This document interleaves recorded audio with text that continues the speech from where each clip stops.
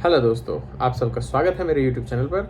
और आज हम डिस्कस करेंगे कि यूपीएससी की तैयारी करते वक्त या किसी भी गवर्नमेंट एग्ज़ाम या किसी भी कॉम्पिटिटिव एग्ज़ाम की प्रिपरेशन करते वक्त में आपको टाइम मैनेज कैसे करना होता है। ठीक है, तो इस सब के लिए सबसे पहले हम लोग डिस्कस करेंगे कि आप पहले अपने सिलेबस को अच्छे से समझिए और सिलेबस के जो बड़े बड़े पोर्शंस होते हैं उनको आप अच्छे से देखो। ओवरऑल ये सभी एग्ज़ाम्स के लिए मैं पहले बता चुका हूँ। तो जो जो ऑप्शन आपके टॉपिक्स बड़े हैं और उन टॉपिक्स को पहले आप कवर करने की कोशिश करें, और जो छोटे बिल्कुल छोटे छोटे टॉपिक्स हैं और उन पे भी थोड़ा सा ध्यान देना ज़रूरी है। ये नहीं है कि आप उन्हें छोड़ देंगे। तो आपको सबसे बेस्ट मैं बताता हूँ कि आपको करना कैसे है। जैसे कि हम यूपीएससी की तैयारी की बात कर लेते हैं। जैसे इकॉनमी है, बहुत बड़ा होता है, एक और पॉलिटी होता है, ये बड़ा है। अब जैसे सोसाइटी है, छोटा है। डिजास्टर मैनेजमेंट है, छोटा सेगमेंट है। तो आपको क्या करना है कि पहले जो बड़े बड़े हैं सेगमेंट्स और जिनका वेटेज ज़्यादा रहता है एग्ज़ाम में, तो आपको वो देख लेने हैं। और सबसे साथ में आप प्रीवियस ईयर जो क्वेश्चंस पेपर आते हैं प्रीलिम्स और प्लस में मेंस के, उनका एनालाइज करना बहुत ज़रूरी है। तो इस वीडियो में मैं आपको पूरी स्ट्रेटजी बताऊंगा कि किस हिसाब से आप अपना डेली रूटीन मेंटेन कर सकते हैं। क्योंकि बहुत सारे स्टूडेंट्स होते हैं, वो लोग अपना डेली का रूटीन मेंटेन नहीं कर पाते और वो इसी कन्फ्यूज़न में रहते हैं कि आज क्या पढ़ना है, आज कैसे करना है। ठीक है, और उनका ऐसे करके हो सकता है आप लोगों को भी ये वाली प्रॉब्लम होती होगी कि उनका कोई भी सेगमेंट कंप्लीट नहीं हो पाता है। इवन वो सोचते रहते हैं एग्ज़ाम देने तक का टाइम आ जाता है, फॉर्म फिलिंग के टाइम आ गया, डेट आ चुकी है, और उसके बाद में वो सोचते रहते हैं कि यार हमारा तो अभी जीएस कंप्लीट नहीं हुआ, मेरा तो सिलेबस ही कंप्लीट नहीं है, मैं कैसे करूँगा या करूँगी।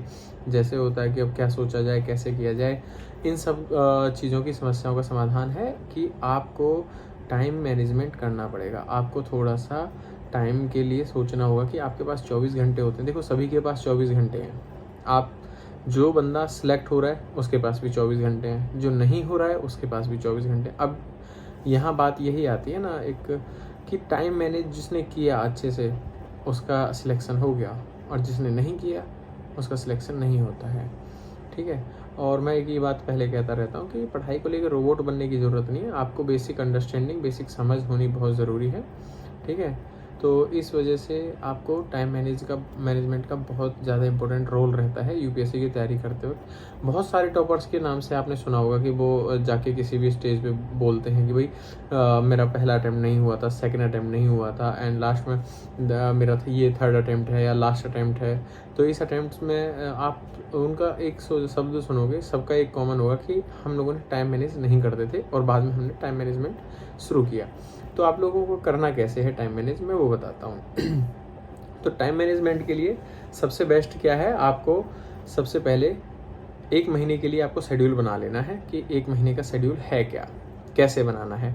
ठीक है, मतलब जैसे आपको मान लो पॉलिटी ख़त्म करना है, तो पॉलिटी का जैसे भी है आप एक ओवरऑल पूरे अपने जैसे ईयर का आप देख लो, जो भी टाइम है आपका। जैसे जो लोग 2024 में एग्ज़ाम देना चाहते हैं, तो अभी जितने भी 7-8 महीने बचे हैं उस हिसाब से आप डिवाइड कर लो उनको कि इतने टाइम पे हम लोग ये पढ़ेंगे, इतने टाइम पे हम लोग ये पढ़ेंगे। ठीक है, तो ये आपका डिवाइड हो गया। फिर उसको और छोटा करके वीक्स में, मंथ्स में ले आओ। पहले मंथ्स में लेके आने के बाद उसे फिर आप वीक्स में ले आओ। वीक्स में लाने के बाद फिर उसे डेज़ में लेके आओ, और डेज़ में लेके आने के बाद फिर उसे आवर्स में लेके आओ। ठीक है, तो आपको एक बहुत अच्छा शेड्यूल मिल जाएगा आपके हिसाब से पढ़ने के लिए कि भाई मुझे आज जैसे कि आपने सपोज 3 घंटे पॉलिटी के लिए या 2 घंटे पॉलिटी, साथ में 1 घंटा 2 घंटा जो भी ऑप्शनल आप अभी टाइम देना चाह रहे हो, और प्लस में सी सेट, जो भी आपको मतलब अपने हिसाब से जिस चीज़ में आप कंफर्ट फील करते हो उसमें। और मेरा एक मानना है कि आपको जो है थोड़ा सा अपना टारगेट डेली का जो रखना है वो थोड़ा बड़ा रखना है। यानी कि जैसे कि आपकी कैपेसिटी है, मान लीजिए 2 चैप्टर पढ़ने की है दिन में, तो आप अपना टारगेट 3 या 4 चैप्टर, 3 या 3.5 चैप्टर जो भी आप रखना है थोड़ा सा बड़ा रखें। यानी कि 3 रखेंगे तब जाके आपका 2 के पास कंप्लीट हो पाएगा। क्योंकि आपके मन में ना कहीं एक साइकोलॉजी काम करती है कि मुझे 2 ही तो पढ़ना है यार, क्या ज़रूरत है। जबकि आप अरे कर लूँगा यार, अभी नहीं, बाद में कर लूँगा, 2 ही चैप्टर कंप्लीट करना है। ऐसा नहीं होता है, वो 2 चैप्टर भी आप कंप्लीट नहीं कर पाओगे भाई। ठीक है, इस वजह से।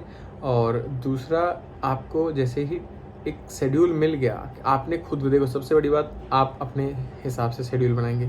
आप ये कहते हैं कि भाई टाइम की स्ट्रेटजी बता दो, कैसे करना है, टाइम मैनेजमेंट कैसे करें।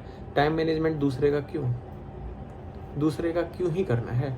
अपने हिसाब से टाइम मैनेज करो ना भाई। आप कोई भी हो भाई, अपने हिसाब से टाइम मैनेज करो। जिस समय आप उठते हो, अब दूसरा नहीं उठता हो उस समय, अब दूसरा अपना, मान लीजिए मैं पॉलिटी पे 1 घंटा दे रहा हूँ और आप लोगों को ज़रूरत हो 2 घंटे देने की, तो कैसे होगा? दूसरे के हिसाब से मत चलो, अपने हिसाब से आपको टाइम मैनेजमेंट करना है, ठीक है। और आपको जो है जैसे डेली का छोटे छोटे टारगेट्स कंप्लीट होते रहेंगे आपके, तो आपको ना एक अंदर से मोटिवेशन आएगा कि यार मैंने ये कंप्लीट कर लिया। तो धीरे धीरे आप जैसे ही कम से कम 1 महीना इस चीज़ को फॉलो कर लोगे, तो आपको एक समझ में आएगा कि आप एक बहुत बड़ा पोर्शन कंप्लीट कर चुके हैं अपने सिलेबस का, ठीक है। तो इसका आपको पॉजिटिव रिजल्ट आने वाला है, ठीक है।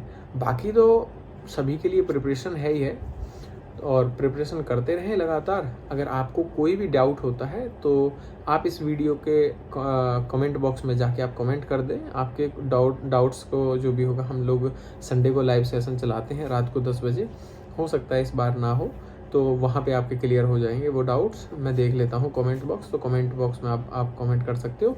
दूसरा, अभी हम लोग एक प्लान करके आ रहे हैं कि आपके लिए एक आंसर राइटिंग का एक सेशन लेके आएंगे कि एक्चुअल आंसर आपको लिखवा के दिखाए जाएंगे। हो सकता है किसी सिलेक्टेड बंदे से भी लिखवाए जाए। और मैं बहुत जल्द ही आप सबके लिए एक IAS अधिकारी हैं, तो उनको अपने YouTube चैनल पे लेके आऊँगा, और हो सकेगा तो उनसे आपको लाइव सेशन दिलवा दूँगा। और दूसरा, आपको उनकी जर्नी बताऊँगा कि कैसे उन्होंने कितने अटैम्प्ट में वो फेल हुए हैं, किस हिसाब से उन्होंने तैयार किया है और क्या करना चाहिए, ठीक है। तो इस हिसाब से आपके लिए एक वीडियो जल्दी बनाई जाएगी, ठीक है। बहुत सारे स्टूडेंट्स हैं, उनके क्वेश्चंस भी होंगे, तो उन्हें भी देख लेंगे साथ में। ओके, धन्यवाद आप सभी का, एंड लाइक सब्सक्राइब ज़रूर करें।